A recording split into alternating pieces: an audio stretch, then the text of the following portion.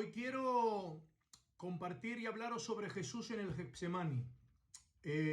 Un capítulo y un momento dentro de la vida y del ministerio de Jesús lleno de misterio, donde muchas cosas se han dicho sobre este asunto y hoy me gustaría compartir con vosotros mi opinión.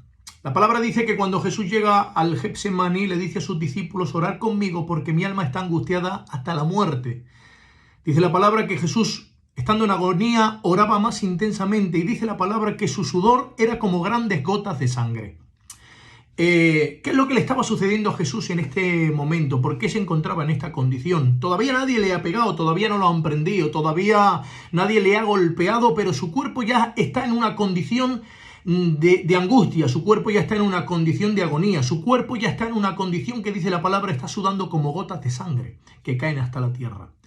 Yo, para mi punto de entender esta situación, creo que este es el cumplimiento de algo que sucedió repetida y constantemente en el tabernáculo en cada uno de los sacrificios que se celebraron en la ley. El santo sacerdote cogía al cordero perfecto que había sido examinado y lo introducía en el atrio, lo llevaba junto al altar, junto a las llamas del altar. En ese lugar el sacerdote ponía las manos sobre la cabeza del cordero y, haciendo una oración representativa, el cordero asumía el pecado de todo el pueblo. Y era en ese acto donde el cordero asumía el pecado del pueblo, donde la ira de Dios se encendía en contra del cordero que había asumido la culpa y el pecado del pueblo. Era por eso que el sacerdote tenía preparado el afilado cuchillo sacerdotal para degollarlo y las fervientes llamas del altar que estaban encendidas y preparadas para entregarlo en el sacrificio.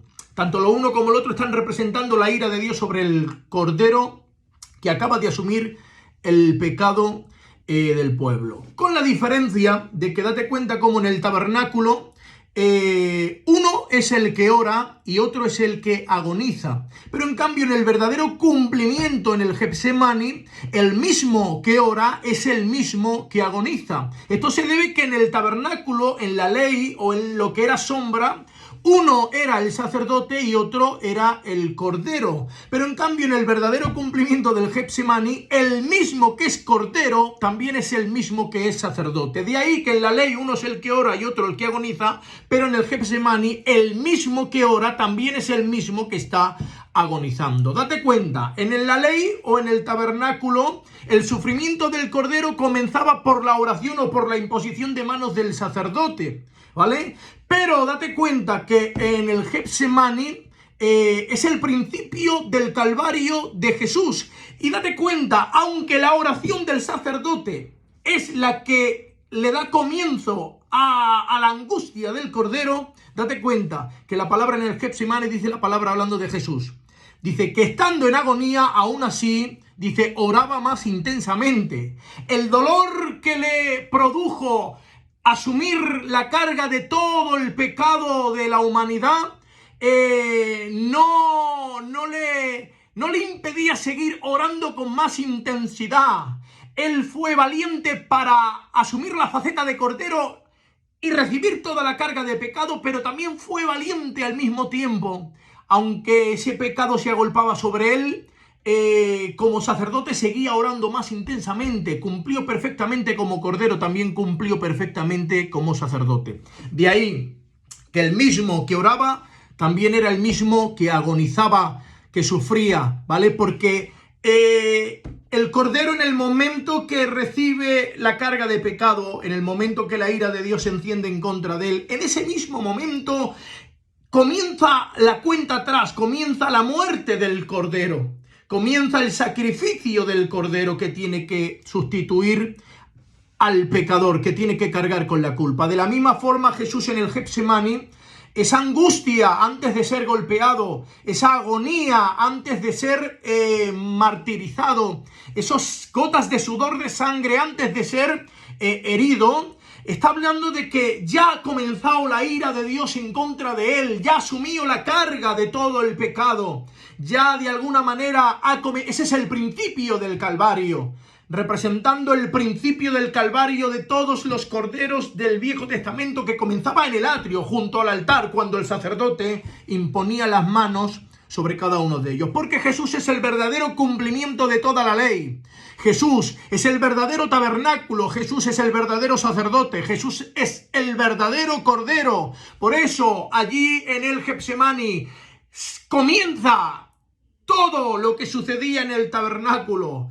El sacerdote es el que va voluntariamente, el sacerdote es el que entrega al cordero voluntariamente, el sacerdote es quien hace la oración voluntariamente, y todo esto recae y se cumple en la persona de Jesucristo. Es por eso que la muerte de Jesús comenzó en el Getsemaní y no se llevó a cabo hasta el Gólgota. Recuerda que dice la palabra: a mí nadie me quita la vida. Dice: yo tengo poder para entregarla y tengo poder para volverla a tomar. Ya que de una forma voluntaria Él escogió todo el proceso, ya que Él, dice la palabra en el libro de los Hebreos capítulo 2, es el autor de nuestra salvación. Como autor no solamente le dio cumplimiento, sino que antes de darle cumplimiento en la eternidad pasada, como autor, Él escribió todos los puntos, todos los capítulos, todas las formas, las maneras en las que la salvación tenía que ser llevada a cabo. Él mismo escribió su propio sacrificio, Él mismo escribió cada una de sus heridas,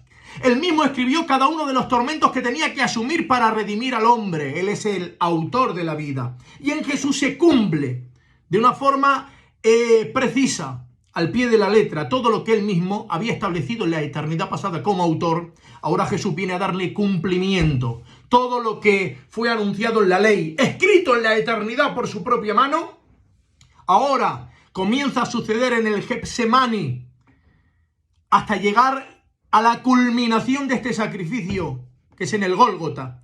Por eso el Cordero comienza a morir en el Getsemaní. A Él nadie le quita la vida. Es Él quien la entrega voluntariamente. Pero la muerte, de la misma forma que Adán, ¿vale? Dice la palabra que Dios le dijo: el día que de este árbol comieres, dice, muriendo, morirás. Habla de dos tiempos diferentes. En el momento que comas, morirás espiritualmente de una forma instantánea.